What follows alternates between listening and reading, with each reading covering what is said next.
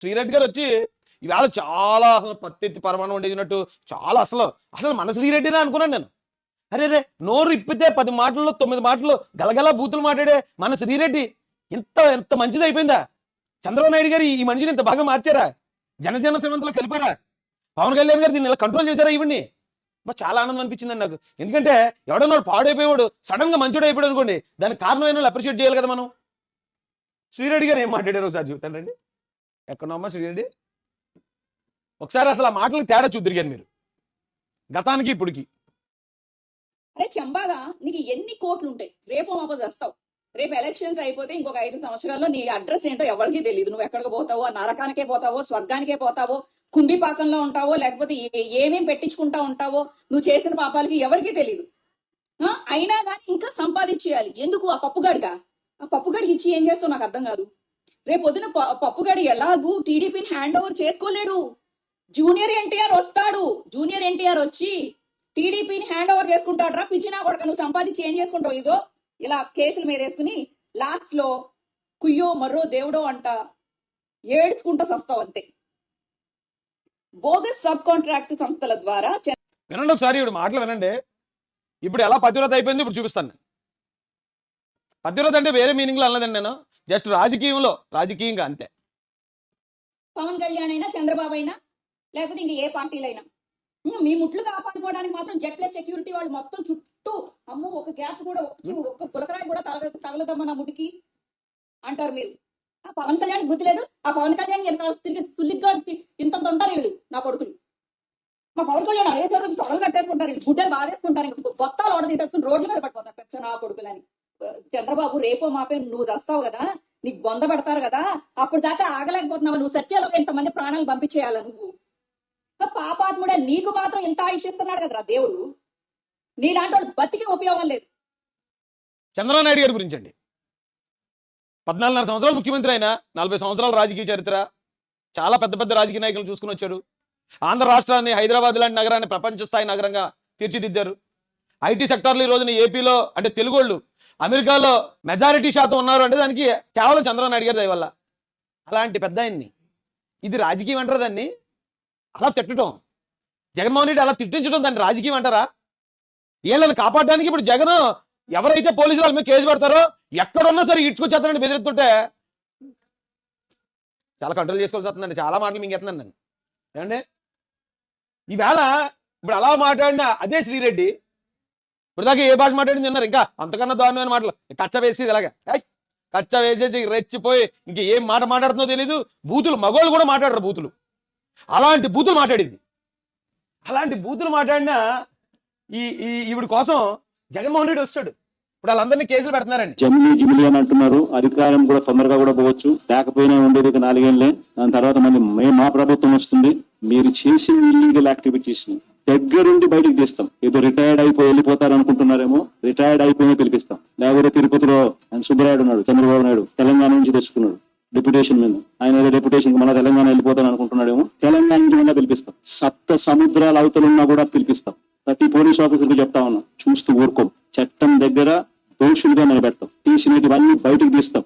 ఈ మాదిరిగా illegal detentions, court ఆర్డర్లను అధిగమించి ఇల్లీగల్ గా మీరు చేసే ఈ కార్యక్రమాలు ఏమీ కూడా చూస్తూ ఊరుకోం. ఎల్లకాలమైన ప్రభుత్వం. ఇది ఇక చివరి ఆప్షన్ అండి. పాపం లాస్ట్ లైఫ్ లైన్. మేకపోతు గాంభీర్యం అంటారు కదా, ఏమీ పీకేది జగన్మోహన్ రెడ్డి గారు.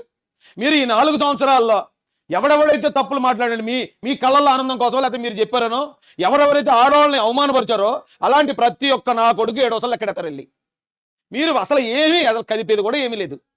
కానీ మీరు ఉపయోగించిన ఈ మాట ఏదైతే ఉందో, ప్రజలు మీకు ఇచ్చిన 11 సీట్లకి మీరు చెప్పే ఈ డైలాగ్ ఏం సూట్ అవ్వలేదండి. అసలు ఎవరిని పోలీసులనా, ఎస్పీలు కూడా బెదిరించేస్తారా? మేకపోతు గాంభీర్యం ఇది. ఇక అయిపోతుంది. ఇక మొత్తం ఇక నేలమట్టం అయిపోయే సమయంలో చివరాకి ఇంక లేచి ఎలాగన్నా సరే తిరగబడదారా అని మొత్తం సత్వం అంతా తెచ్చుకుని అంటాం చూసారా, ఆ డైలాగ్ ఇదంతే. శ్రీరెడ్డి కోసం మొత్తం భూమిని ఆకాశం తలకిందులు చేస్తారా? ఇటు అలా మాట్లాడే శ్రీరెడ్డి కోసం, లేకపోతే అలా మాట్లాడే బోరుగడ్డ గాడి కోసం ఇంతకన్నా దిగజారనుకున్న ప్రతిసారి మమ్మల్ని డిసప్పాయింట్ చేస్తూనే వచ్చారండి మీరు. ఇంతకన్నా ఇదే ఇంక లాస్ట్, ఇంతకన్నా ఆయన దిగజారాడు అనుకున్న ప్రతిసారి అంతకన్నా దిగజారారు మీరు. శ్రీరెడ్డి కోసం, బోరుగడ్డ గాడి కోసం. ఓహో. అయితే పాపం అన్నేమో ఇక్కడ ఇంత కత్తి తిప్పేస్తున్నాడు పక్కన శ్రీరెడ్డి జోలికి ఎవడని వచ్చాడు నరికేస్తా చంపేస్తాను. కానీ శ్రీరెడ్డి ఏం చేస్తుంది? శ్రీరెడ్డి హ్యాండ్సప్ అంది. హ్యాండ్సప్ నేను లొంగిపోతున్నాను సార్, నన్ను ఏమనుకోండి సార్. శ్రీరెడ్డి కాస్త నిలబడి ఉంటే బాగుండేమో. పాపం నీ కోసం జగనన్న అంత ఫైట్ చేస్తా ఉంటే నువ్వు చేసే పని ఇద్దా? అలా బుద్ధి ఉందా నీకు శ్రీరెడ్డి? ఏంటమ్మా ఇలా చేసావు? అందరిని డిసప్పాయింట్ చేసావు. ఎవరు అసలు చక్కగా ఎంత ఎంత మహాలక్ష్మి వచ్చింది చూడండి. అంతకుముందు ఎలా వచ్చేది? స్వర్పణకలకు వచ్చేది, సైతాన్లాగా వచ్చేది అంతకుముందు. ఇప్పుడు చూడండి ఎంత. ఇది చంద్రబాబు నాయుడు గారు, పవన్ కళ్యాణ్ గారు ఈ మహిళలు ఎంత మార్పు తీసుకొచ్చారు. ఇంకా రాష్ట్రంలో ఎంత మార్పు తీసుకొస్తారో ఆలోచించండి. ఒక్కసారి మీరు అందరూ ఆలోచించాలి. చెప్పమ్మా. కార్యకర్తల్ని అరెస్ట్ చేస్తున్నారు కదా, సోషల్ మీడియా కార్యకర్తల్ని. వాళ్ళ ఇబ్బందుల గురించి నేను మీకు ఒకసారి చెప్తాను వినండి. అసలు మీరు సమఉజ్జీలతో ఫైట్ చేయాలి. పిచ్చుకల మీద బ్రహ్మాస్త్రాలు వేయడం కరెక్ట్ కాదు. మీరు సోషల్ మీడియా కార్యకర్తలు అరెస్ట్ చేస్తున్నారు, మీరు సమఉజ్జీల మీద వేయండి, పిచ్చుకల మీద బ్రహ్మాస్త్రం వద్దు అంటుందండి. ఫస్ట్ డేలకు అసలు 4-6 బౌండరీ దాటిపోయింది. మరి నువ్వు సమఉజ్జీతో ఫైట్ చేయాలి కదా శ్రీరెడ్డి. నీకెందుకు చంద్రబాబు నాయుడు గారు, లోకేష్ గారు, పవన్ కళ్యాణ్ గారు, నువ్వెందుకమ్మా అంతలాగా రెచ్చిపోయావు? నువ్వెందుకు కింద మీద అసలు అసలు ఒంటి మీద గొడ్డు నిలబడింది కాదు నీకు. ఏ మాట మాట్లాడుతున్నావో తెలీదు. ఇది అరెస్ట్ అనగానే ఇలా సరెండర్ అండి హ్యాండ్సప్ప. ఈ మాత్రం పిరికి బతుక్కి మీకు అవసరం అమ్మా అంత డైలాగులు?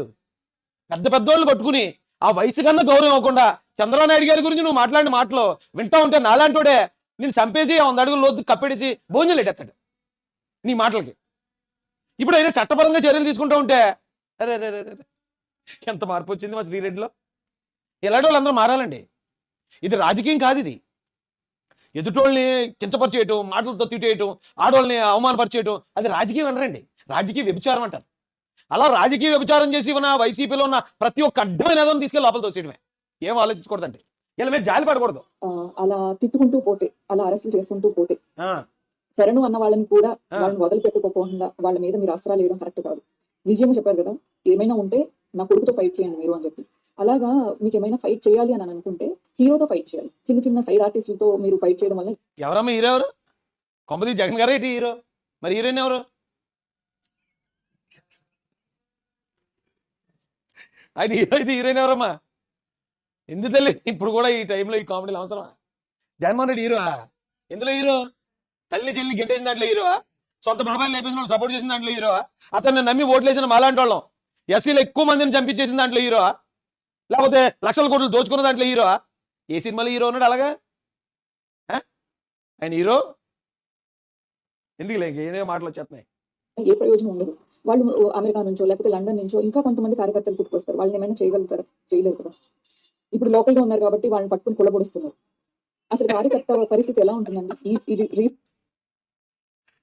పాప చాలా భయపడిందండి. లోకల్గా ఉన్న కార్యకర్తలు అందరినీ పట్టుకుని కొల్లబడి చెప్తారు.